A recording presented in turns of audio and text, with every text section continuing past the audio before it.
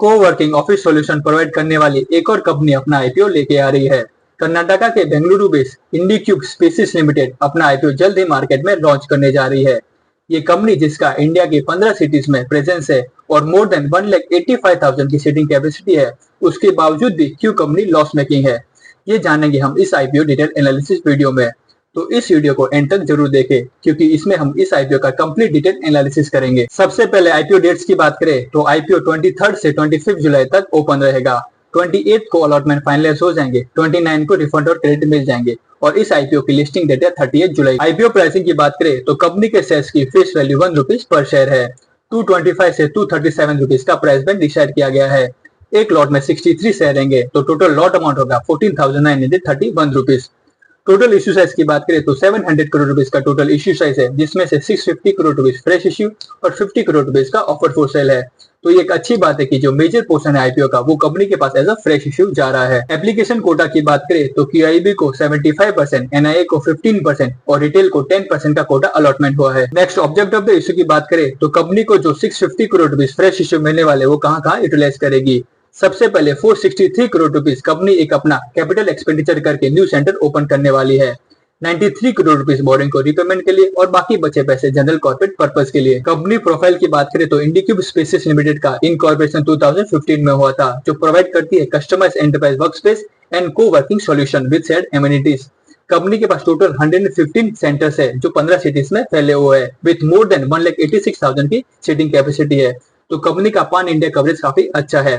जिस सिटीज में company services provide करते हैं उसमें टीयर 1 सिटीज में मुंबई, बेंगलुरु, पुणे, चेन्नई, नोएडा और गुरुग्राम और हैदराबाद इंक्लूडेड है और टीयर 2 और टीयर 3 सिटीज में कोयम्बटूर, कोची, मदुरई, जयपुर, कलिकट एंड विजयवाड़ा और कंपनी के पास टोटल 625 परमानेंट एम्प्लॉइज है। नेक्स्ट सबसे इंपॉर्टेंट थिंग फंडामेंटल एनालिसिस को डिस्कस कर लेते हैं। सबसे पहले प्रॉफिट एंड लॉस स्टेटमेंट पर नजर डाले तो कंपनी का जो रेवेन्यू है वो ईयर ऑन ईयर इंक्रीज होता जा रहा है।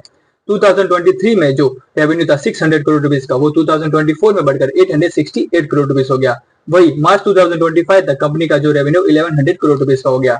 तो लास्ट ईयर के कंपेरिजन में अराउंड 23% की रेवेन्यू ग्रोथ है।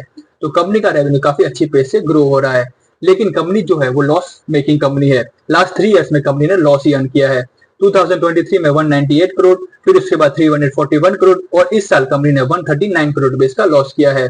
तो कंपनी का रेवेन्यू तो अच्छी पेस से ग्रो हो रहा है, लेकिन कंपनी प्रॉफिट अर्न नहीं कर पा रही है। नेक्स्ट बैलेंस शीट पे नजर डाले तो कंपनी के assets year on year increase होते जा रहे हैं। 2023 में जो असेट 2,969 करोड़ रुपीज के थे वो अभी 2025 में बढ़कर 4,685 करोड़ रुपए से हो गए। तो मोर देन 50% की असेट बेस में ग्रोथ है लास्ट 3 इयर्स में।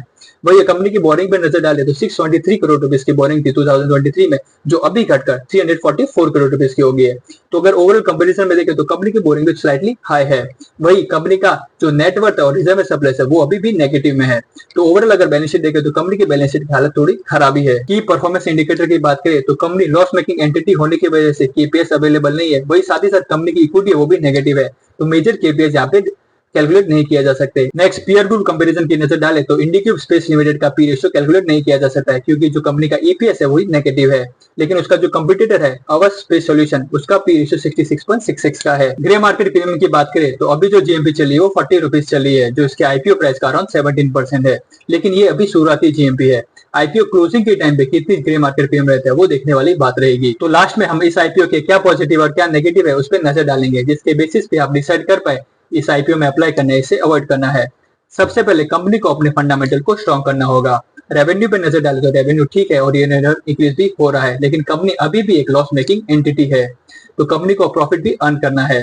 बैलेंस शीट की बात करें तो कंपनी का असेट तो ईयर ऑन इंक्रीज हो रहा है, लेकिन कंपनी का नेटवर्थ, इक्विटी और रिजर्व सरप्लस अभी भी नेगेटिव है। उस पर कंपनी को ध्यान रखना होगा।